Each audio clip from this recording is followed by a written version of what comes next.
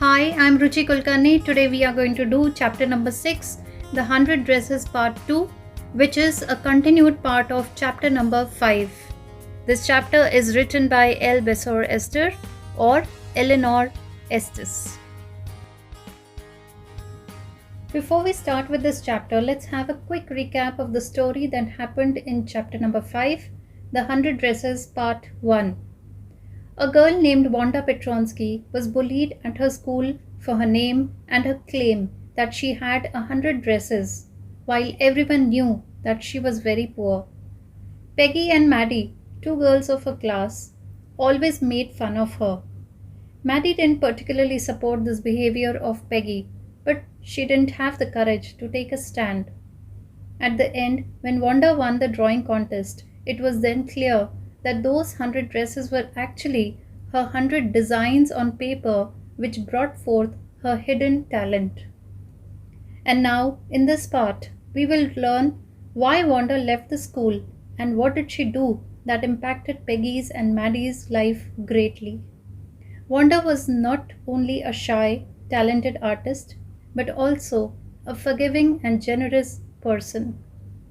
Let's read and understand part 2, followed by significance of the title, moral of the story, summary, and question answers at the end.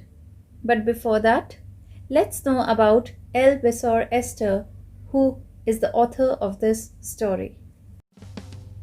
L. Besor Esther, also known as Eleanor Estes, was born on 9th May 1906 in West Haven, Connecticut. She was an American children's author and children's librarian. Her book, Ginger Pie, for which she also created illustrations, won the Newbery Medal. 3 of her books were Newbery Honor winners, and one was awarded the Lewis Carroll Shelf Award. Esther's books were based on her life in small-town Connecticut in early 1900s. Estes had also won Caroline M. Hewins Scholarship for Children's Librarians in 1931. She died on 15 July 1988 in Hamden, Connecticut at the age of 82. In all, she had written around 20 books in her life.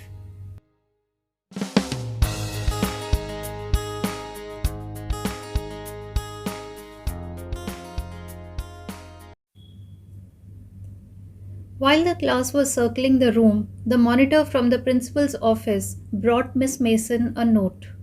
Miss Mason read it several times and studied it thoughtfully for a while. Then she clapped her hands. "Attention, class! Everyone back to their seat." When the shuffling of feet had stopped and the room was still and quiet, Miss Mason said, "I have a letter from Wanda's father that I want to read to you." Miss Mason stood there a moment and the silence in the room grew tense and expectant. Expectant means expecting something. The teacher adjusted her glasses slowly and deliberately. Her manner indicated that what was coming. This letter from Wanda's father was a matter of great importance. Everybody listened closely as Miss Mason read the brief note. Listen closely means listened with attention. "Dear teacher, my Wanda will not come to your school anymore. Jake also." Now Jake is Wanda's brother. "Now we move away to big city. No more holler Polak." Holler means to shout, and Polak is a slang or a bad term used for Polish people. "No more ask why funny name. Plenty of funny names in the big city. Yours truly, Jan Petronsky." When the entire class was busy looking at the designs of Wanda, which were placed on all the walls and shelves of the room, Miss Mason got a note from the principal. This was actually a letter which was written by Wanda's father to the teacher. Miss Mason told everyone to sit down and she wanted to read that letter, so she told everybody to be quiet and listen to it attentively. Wanda's father had written in that letter that Wanda would not come to school after that, and her brother Jake will also not attend the school because they were moving away to a bigger city. They were moving to a place where no one will call or shout bad terms or bad names for them, where no one will ask why they had such a funny name. Because in that big city, there were many people who had those funny names. So nobody would actually discriminate them on that basis. A deep silence met the reading of this letter. Miss Mason took off her glasses, blew on them, and wiped them on her soft white handkerchief. Then she put them on again and looked at the class. When she spoke, her voice was very low. I'm sure that none of the boys and girls in room 13 would purposely and deliberately hurt anyone's feelings because his or her name happened to be a long, unfamiliar one. I prefer to think that what was said in thoughtlessness. Thoughtlessness means without thinking before saying. I know that all of you feel the way I do, that this is a very unfortunate thing to have happened. Unfortunate and sad both. And I want you all to think about it. The first period was a study period. Maddie tried to prepare her lessons, but she could not put her mind on her work. She had a very sick feeling in the bottom of her stomach. True, she had not enjoyed listening to Peggy ask Wanda how many dresses she had in her closet, but she had said nothing. After reading the letter, Miss Mason looked at all the students. She told them that she was sure that none of them had purposely or deliberately teased Wanda. She was just trying to show her confidence in her students that they would not take such a step or they would not tease or break anyone's heart. And she also told that if ever they must have done it, then they must have done it in thoughtlessness. That is, they must have done it without thinking about it. But she also felt that this entire thing, that Wanda left the school and there was this letter from her father that she'll never be joining the school again, was a very unfortunate and sad incident for all of them. And she also urged the students to think about this incident. After Miss Mason had gone, the first period was the study period, but Maddie could not concentrate on her studies. She felt very sick. She felt so uncomfortable with the fact that Wanda had left the school, not on a happy note, but on a sad note. Of course, she never enjoyed listening to Peggy asking Wanda about her dresses in her closet. And we also came to know in the first part of this chapter that Maddie, though, was against this kind of behavior of Peggy to Wanda, she still could never raise her voice or she never had the courage to stop Peggy from doing it. She had stood by silently, and that was just as bad as what Peggy had done. Worse. She was a coward. Coward means not brave. At least Peggy hadn't considered they were being mean, but she, Maddie, had thought they were doing wrong. She could put herself in Wanda's shoes. Goodness, wasn't there something she could do? If only she could tell Wanda she hadn't meant to hurt her feelings. She turned around and stole a glance at Peggy. But Peggy did not look up. She seemed to be studying hard. Well, whether Peggy felt badly or not, she, Maddie, had to do something. She had to find Wanda Petronsky. Maybe she had not yet moved away. Maybe Peggy would climb the heights with her and they would tell Wanda she had won the contest, that they thought she was smart and the 100 dresses were beautiful. So we now know that Maddie was feeling really regretful. She was guilty that she always stood silently by Peggy's side. She never spoke up, and that was not just bad. If Peggy was bad in her behavior, Maddie was worse. She was a coward. She was not brave to oppose Peggy's behavior. But Maddie had thought that they were doing wrong all these times because many times she had thought herself to be in Wanda's place, and Maddie could actually feel what Wanda must have felt. But now, what they could do? She was gone. Maddie just thought if she could tell Wanda that she hadn't meant to hurt her feelings, then it would be great. Maddie looked at Peggy, but Peggy was engrossed in studying. But Maddie thought whether Peggy was feeling bad about her behavior or not, that doesn't matter. All she had to do was to find Wanda. Maybe she could go to Wanda's house and tell her that she had won the contest. And Maddie also wanted to tell Wanda that she was smart and all her 100 dresses were really beautiful.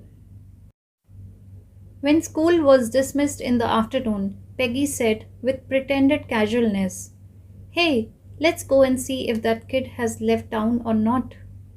So Peggy had had the same idea. Maddie glowed. Peg was really all right. The two girls hurried out of the building, up the street towards Boggan's Heights, the part of the town that wore such a forbidding air on this kind of a November afternoon, drizzly, damp, and dismal.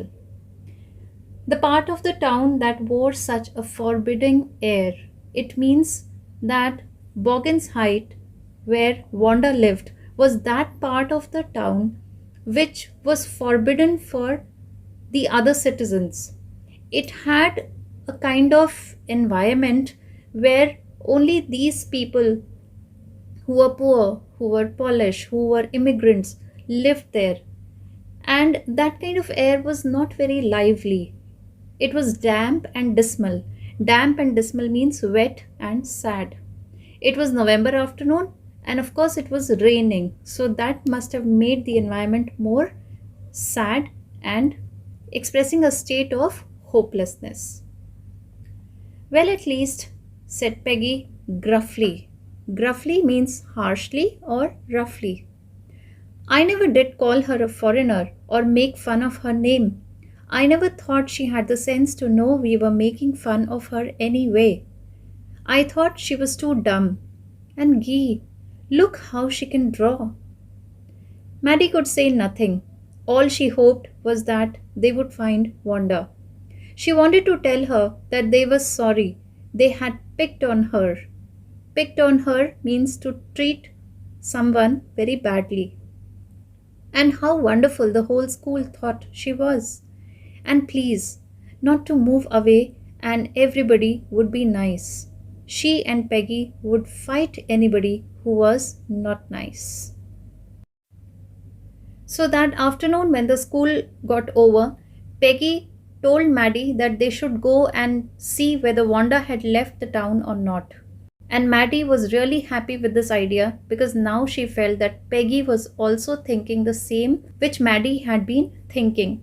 So the two girls went to the area named Boggan's Heights where Wanda had her house. Now that part of the town where these immigrants lived was a forbidden place for everyone else because the normal citizens never went that side. Since they discriminated against Polish people, they never went to that area. So it was not very lively. It was raining, it was damp, it was wet. So the entire atmosphere there was very, very sad and gave a kind of hopelessness to the people. Now, when Peggy and Maddie were going towards Boggan's Heights, Peggy told Maddie that she never called Wanda a foreigner or she never made fun of her name. Probably Wanda never sensed or she never realized that she was being teased. Peggy thought that Wanda was too dumb to understand all that. But see how smart she was and how nicely she had drawn all those designs. Maddie did not say anything. She only hoped to find Wanda there.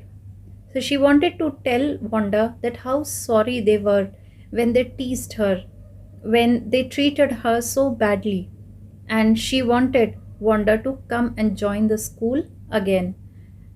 She also wanted to tell Wanda that she and Peggy will fight anyone who will mistreat her or who will treat her badly. The two girls hurried on. They hoped to get to the top of the hill before dark. I think that's where the Petronskis live, said Maddie, pointing to a little white house. Wisps of old grass stuck up here and there along the pathway like thin kittens. Wisps means small pieces. The house and its sparse little yard looked shabby but clean. Sparse means scattered, and shabby means untidy. It reminded Maddie of Wanda's one dress, her faded blue cotton dress, shabby but clean. There was not a sign of life about the house. Peggy knocked firmly on the door, but there was no answer. She and Maddie went around to the backyard and knocked there. Still, there was no answer. There was no doubt about it. The Petronskis were gone. How could they ever make amends? To make amends means to show that one is sorry by doing something good. They turned slowly and made their way back down the hill. Now these two girls, Peggy and Maddie, hurried on because they wanted to reach Wanda's house before dark. When they reached that house, they could see that there was a little white house where Petronskis lived. And along the pathway, there was a lot of grass. That grass stuck up here and there on their clothes and their footwear or their socks.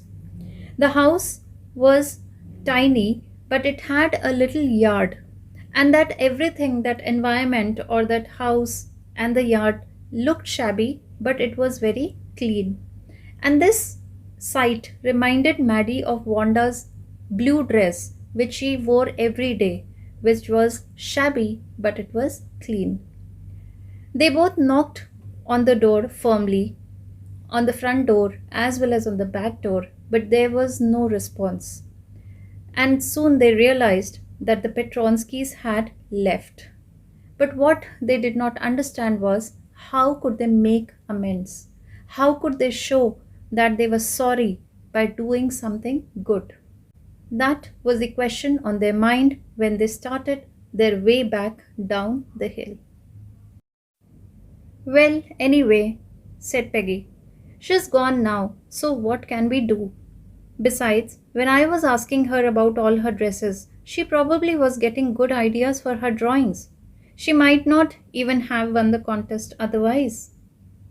Maddie turned this idea carefully over in her head.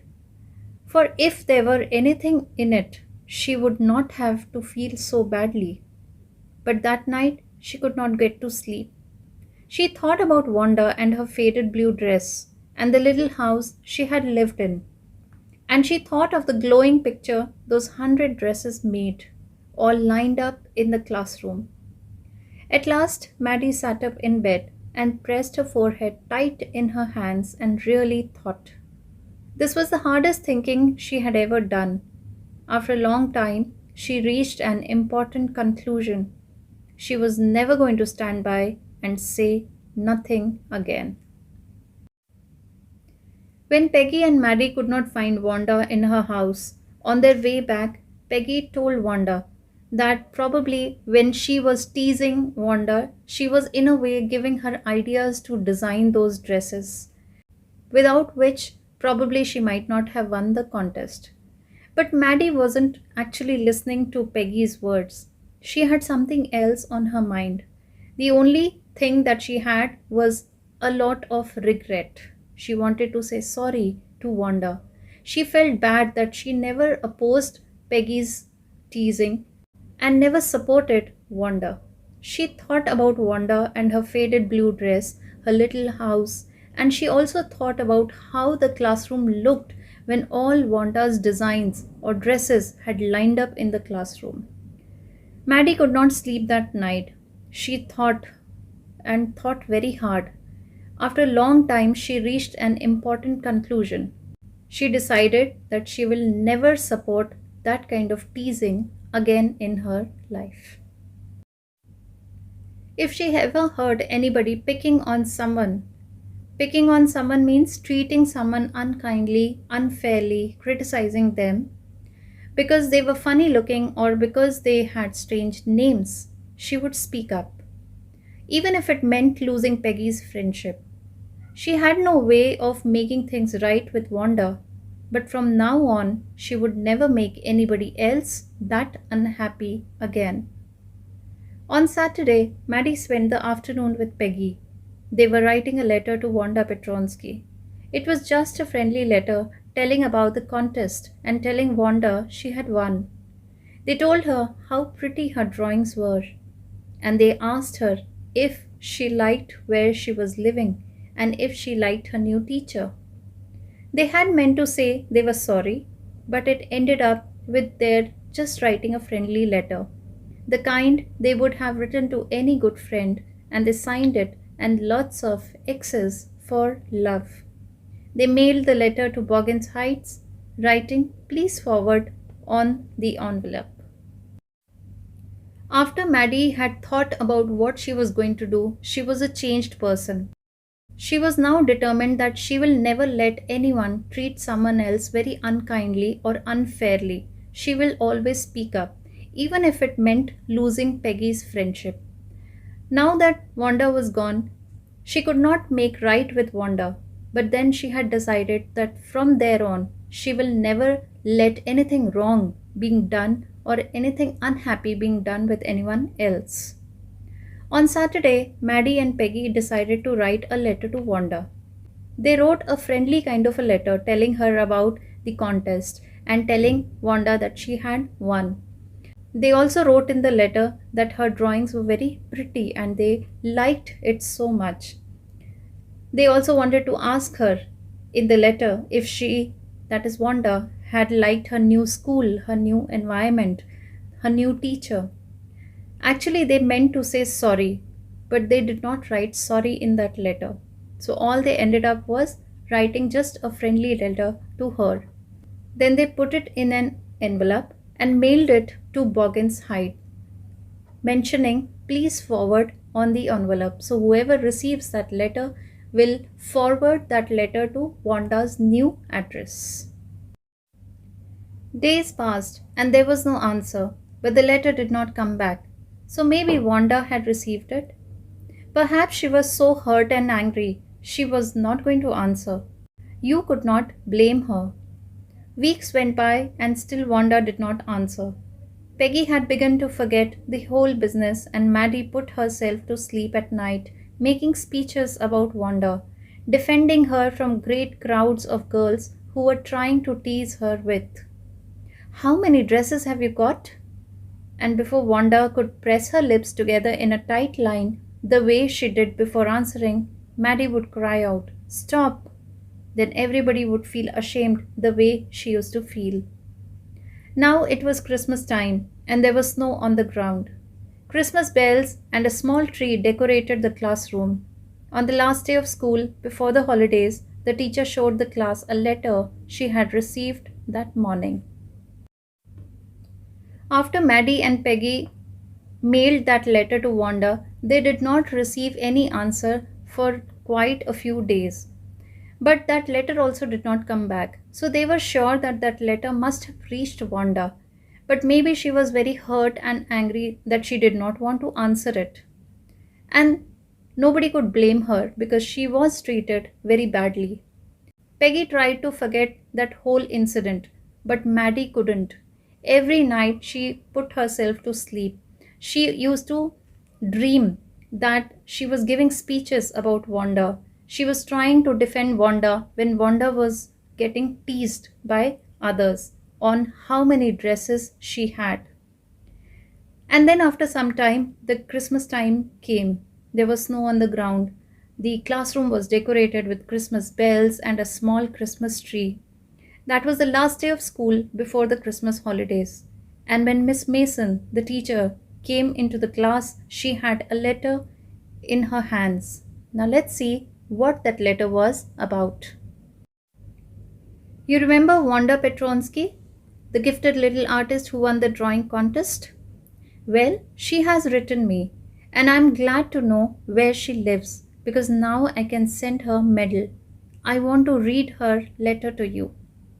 The class sat up with a sudden interest and listened intently. Intently means carefully. Dear Miss Mason, how are you and room 13? Please tell the girls they can keep those 100 dresses because in my new house I have 100 new ones all lined up in my closet.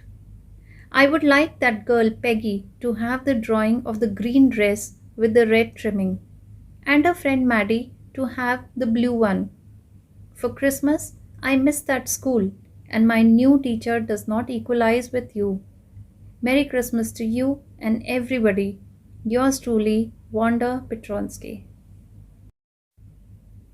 So there was this letter which Wanda had written to Miss Mason, and Miss Mason wanted to read out that letter in front of the entire class. So all the students sat there listening to it carefully. Wanda wrote in that letter that all the girls of the classroom can have those dresses.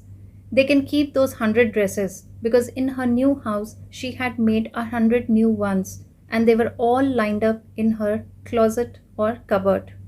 She had also mentioned that the drawing of the green dress with red trimming should be given to Peggy and the drawing of the blue one, the blue dress, should be given to Maddie. She had also written that she missed that school and no new teacher could actually equalize with Miss Mason.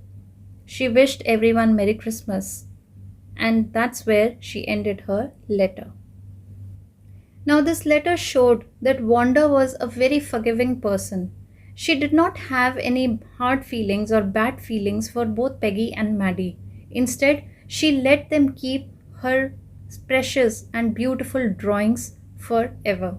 That shows that she had a very big heart. On the way home from school, Maddie and Peggy held their drawings very carefully. All the houses had wreaths and holly in the windows. Wreath is actually an arrangement of flowers in a ring, and holly is a shrub having dark green leaves, small white flowers with red berries. Outside the grocery store, hundreds of Christmas trees were stacked, and in the window, candy peppermint sticks and cornucopias of shiny transparent paper were strung. Cornucopias are decorative containers, usually full of flowers and fruits. The air smelled like Christmas, and light shining everywhere reflected different colors on the snow. Boy, said Peggy, this shows she really likes us. It shows she got our letter, and this is her way of saying that everything's all right, and that's that. I hope so, said Maddie sadly. She felt sad because she knew she would never see the little tight lipped Polish girl again and couldn't ever really make things right between them. She went home and she pinned her drawing over a torn place in the pink flower wallpaper in the bedroom. The shabby room came alive from the brilliancy of the colors. Maddie sat down on her bed and looked at the drawing. She had stood by and said nothing, but Wanda had been nice to her anyway. After the school, when Maddie and Peggy were going home, they held their drawings very carefully in their hands. It was Christmas time, so all houses, grocery stores were all decorated with wreaths, holly, cornucopias, the Christmas trees, everything. The air smelled like Christmas and there was light shining everywhere. But Peggy and Maddie were not very happy. Yet Peggy said that Wanda really liked them. Wanda's letter showed that she got their letter and it was her way of expressing that everything was all right or she had forgiven both of them. But Maddie was really sad. She was sad because she knew she would never see that little girl again and she will never have a chance to make things right between both of them. Maddie went home and she pinned her drawing onto a wallpaper in the bedroom. Her bedroom was very shabby, untidy, but the moment she pinned that drawing in the room became very bright. It looked really beautiful. Maddie sat down and she kept looking at the drawing, just as she had stood by and said nothing whenever Wanda was being teased. Yet Wanda had always been nice to her anyway. Tears blurred her eyes and she gazed for a long time at the picture. Then hastily, she rubbed her eyes and studied it intently. Hastily means quickly, and intently means carefully.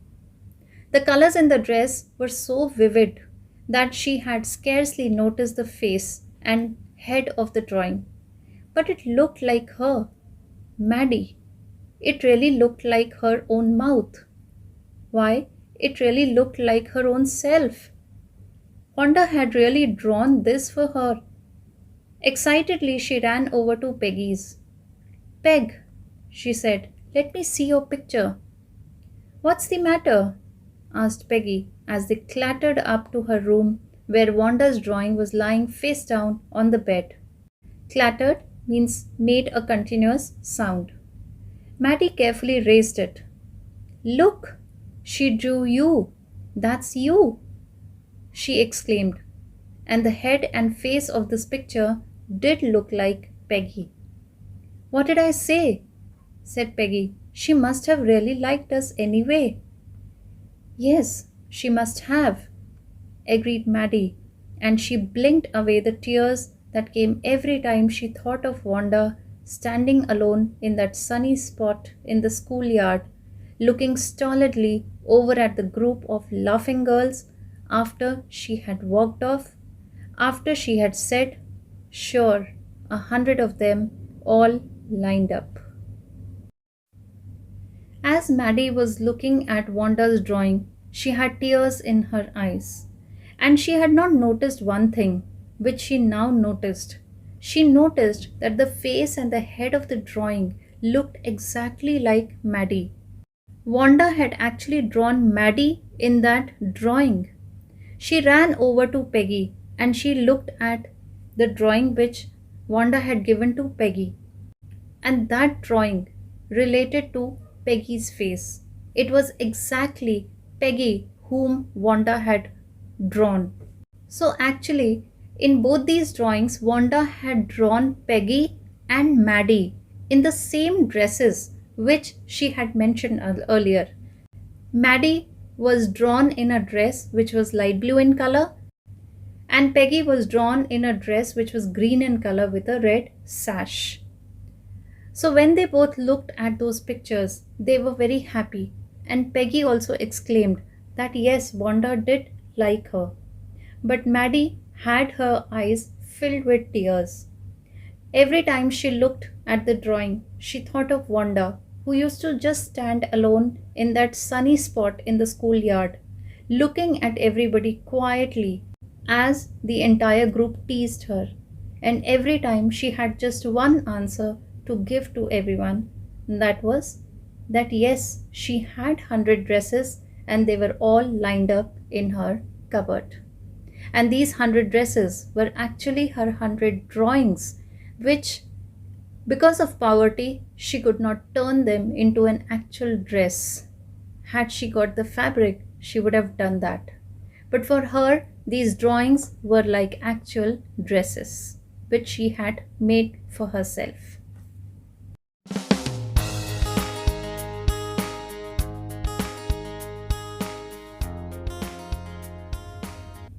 The title of the story is significant because the story revolves around this poor little girl who doesn't have the resources to buy and wear new clothes like her other classmates. She wears the same clean but ill-fitting faded blue dress. But Wanda was a gifted painter. She had drawn exquisite 100 designs of beautiful dresses which she always desired to possess. If she had the fabric, she would have made 100 real dresses. And that's why she called them dresses and not designs. Therefore, I feel that the title is appropriate for this story.